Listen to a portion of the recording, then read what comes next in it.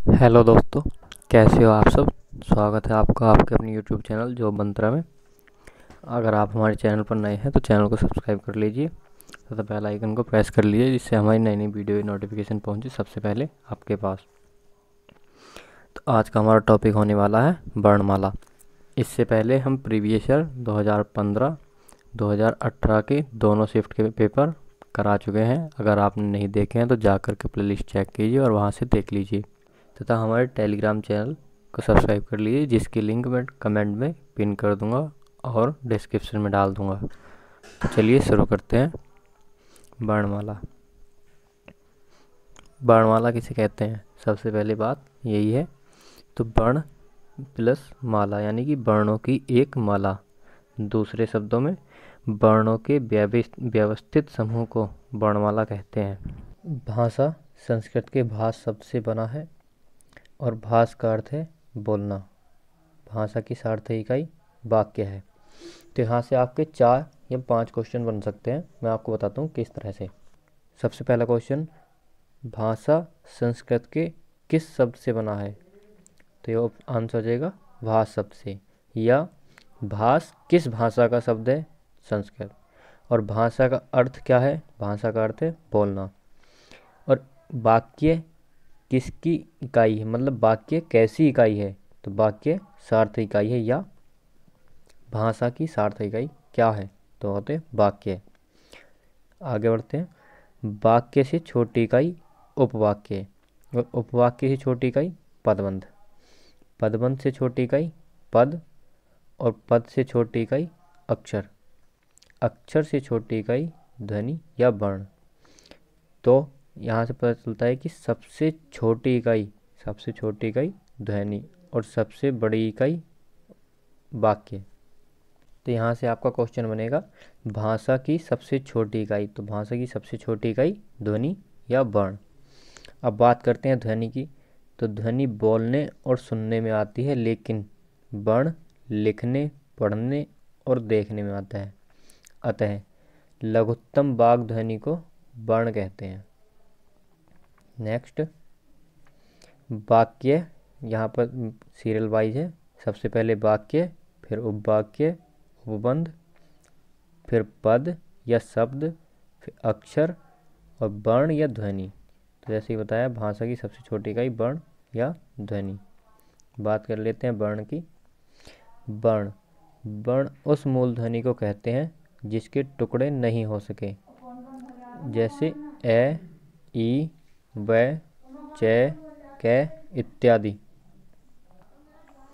दूसरे शब्दों में अगर हम बात करें तो वर्ण वह छोटी से छोटी ध्वनि है जो सुनने के काम आती है और जिसके टुकड़े नहीं हो सकते। वर्ण हमारी उच्चारित भाषा या वाणी की सबसे छोटी इकाई है। यहाँ से क्वेश्चन बन सकता है कि हमारी भाषा या वाणी की सबसे छोटी इकाई, तो ये है वर्ण। आगे चलते हैं, बात करते हैं वर्णमाला। ये हमने पहले ही आपको बता दिया। वर्णमाला वर्णों के व्यवस्थित या उच्चारण समूह को वर्णमाला कहते हैं। अब क्वेश्चन बनेगा हिंदी भाषा की वर्णमाला में कितने वर्ण हैं। तो ये है 52 वर्ण। आगे हिंदी की लिपि, क्वेश्चन आएगा हिंदी की लिपि, तो यह है देवनागरी लिपि। इसकी पीडीएफ आपको हमारे टेलीग्राम चैनल मिल जाएगी और टेलीग्राम चैनल की लिंक डिस्क्रिप्शन में और कमेंट बॉक्स में मैं पिन कर दूंगा। वहां से आप हमारा टेलीग्राम चैनल ज्वाइन कर सकते हैं और जो भी हम कंटेंट पढ़ाते हैं उस सब की पीडीएफ आपको टेलीग्राम चैनल पर मिलती रहेगी। लेकिन ऐसा नहीं कि आप टेलीग्राम से उठाई पीडीएफ और पढ़ ली, यहाँ भी पढ़ना ज़रूरी है, क्योंकि यहाँ हम आपको ट्रिक भी बताते हैं और समझा के पढ़ाते हैं। और आपको यहाँ से पढ़ने के बाद पीडीएफ सिर्फ रिवीजन के लिए रखनी है, वरना याद यहीं से करा दूंगा। बात कर लेते हैं स्वर की। तो स्वर वे वर्ण जिनके उच्चारण के लिए किसी दूसरे वर्ण की आवश्यकता नहीं होती कहलाते हैं स्वर। जैसे छोटा आ, बड़ा आ, ई, बड़ी ई, ऊ, बड़ा ऊ, री, ए और ये ए, ओ और औ। तो स्वर कितने हो गए, स्वर हो गए हमारे 11। अब स्वर की हम दूसरे शब्दों में परिभाषा देखते हैं। तो स्वर के उच्चारण में वायु फेफड़ों से उठकर, जब हम स्वर बोलते हैं तो वायु फेफड़ों से ही निकलती है, और जब हमारे मुंह में आती है तो वो बिना किसी बाधा मतलब बिना किसी रुकावट के निरंतर रूप से मुंह या नाक के द्वारा बाहर निकलती रहती है। तो निरंतर रूप से मतलब बिना बाधा का मतलब अर्थात जीभ, होठ, गला आदि से कहीं नहीं टकराती, कहीं स्पर्श नहीं करती, सीधे सीधे बिना किसी बाधा के मुंह या नाक से निकलती रहती है। अब बात कर लेते हैं मानक हिंदी वर्णमाला।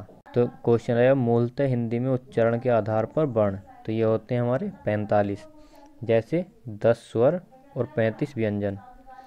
एवं लेखन के आधार पर वर्ण कितने प्रकार के होते हैं? लेखन के आधार पर वर्ण होते हैं 52 प्रकार के, जिसमें 13 स्वर, 35 व्यंजन और 4 संयुक्त व्यंजन होते हैं।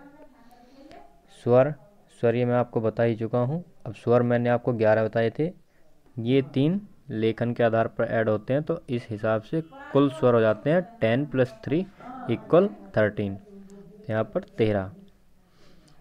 बात कर लेते हैं व्यंजन की, तो व्यंजन होते हैं 33 + 2, 2 होते हैं द्विगुण व्यंजन डे और ढे, तो 33 और +2 35। आगे चलते हैं, यहाँ पर व्यंजन है सारे के सारे।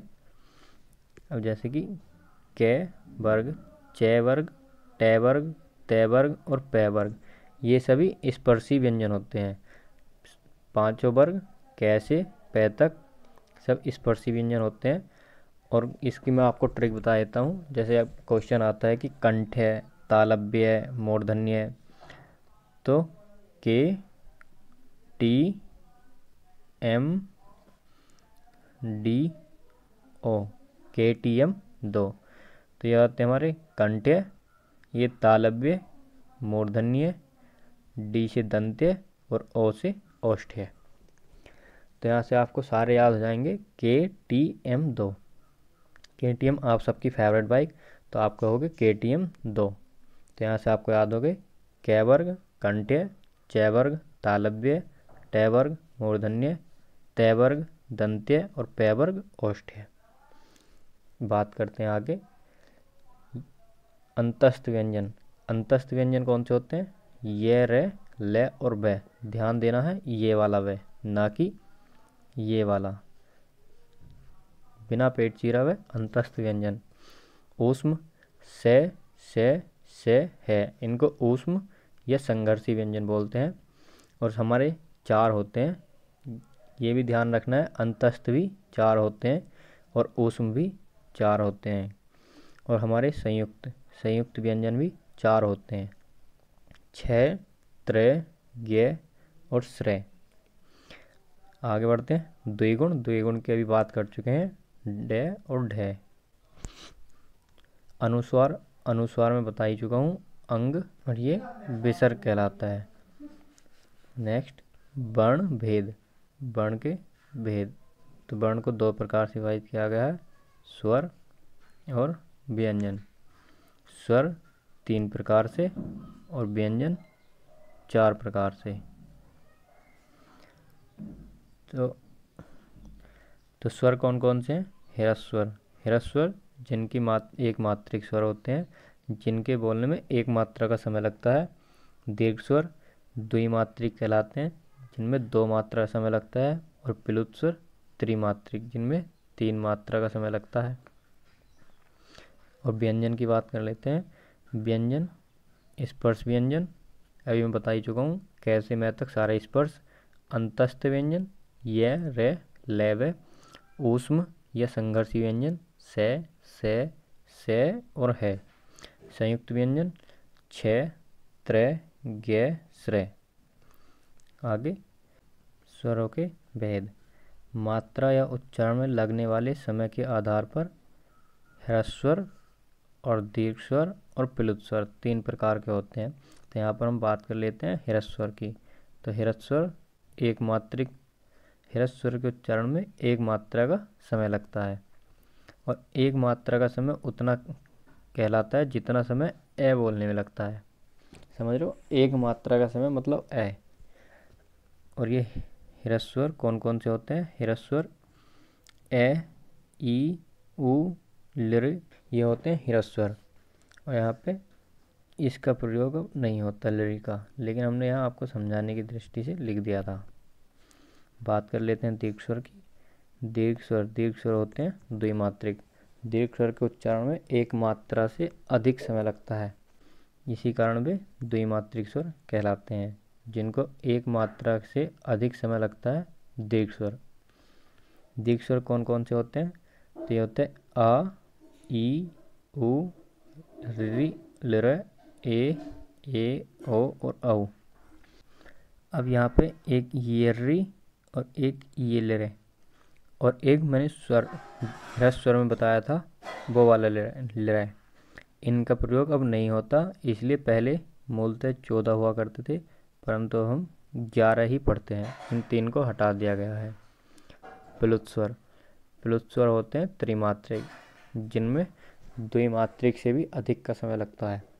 प्लुत स्वर के उच्चारण में एक मात्रा का तिगुना समय लगता है, और इसका प्रयोग कहाँ किया जाता है? चिल्लाने में, गाने में, रोने में, दूर से पुकारने, मतलब जहाँ भी बात को किसी मतलब वर्ड को खींच कर बोला जाता है, जैसे किसी को पुकारने राम, सीता, ये जैसे इस तरह से, तो वहाँ प्लुत स्वर होता है, जहाँ खिंचाव हो, स्वरों का खिंचाव हो।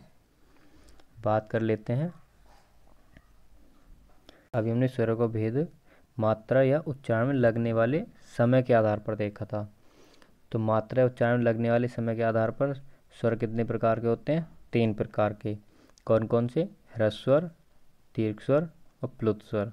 ह्रस्व स्वर ए, ई, उ और री, कितने? 4। बात कर लेते हैं दीर्घ की, तो आ, ई, उ, ए, ओ, औ, ये हो गए हमारे दीर्घ स्वर। और प्लुत स्वर जिसमें खिंचाव हो, किसी को पुकारने, गाने या चिल्लाने में प्रयोग किया जाता है। अब बात कर लेते हैं हम मुख में जिह्वा की स्थिति के आधार पर, मतलब जिह्वा आगे, पीछे, मध्य जहाँ पर होती है, मतलब उस स्थिति के आधार पर। तो पहले बात करते हैं हम अग्र स्वर। यहाँ पर ये गलत लिखा हुआ है, तो ये अग्र स्वर। अग्र स्वर कौन कौन से होते हैं? ये अग्र स्वर ऐसे लिखा जाएगा, यहाँ पर टाइपिंग मिस्टेक है तो उस पर ध्यान नहीं दीजिएगा।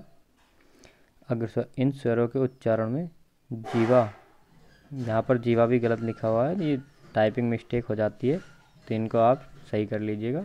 जीवा मुंह में आगे की ओर होती है, जैसे कि छोटा ई, बड़ा ई, ए और ए। तो हम इनको याद रखने की ट्रिक बताते हैं आपको।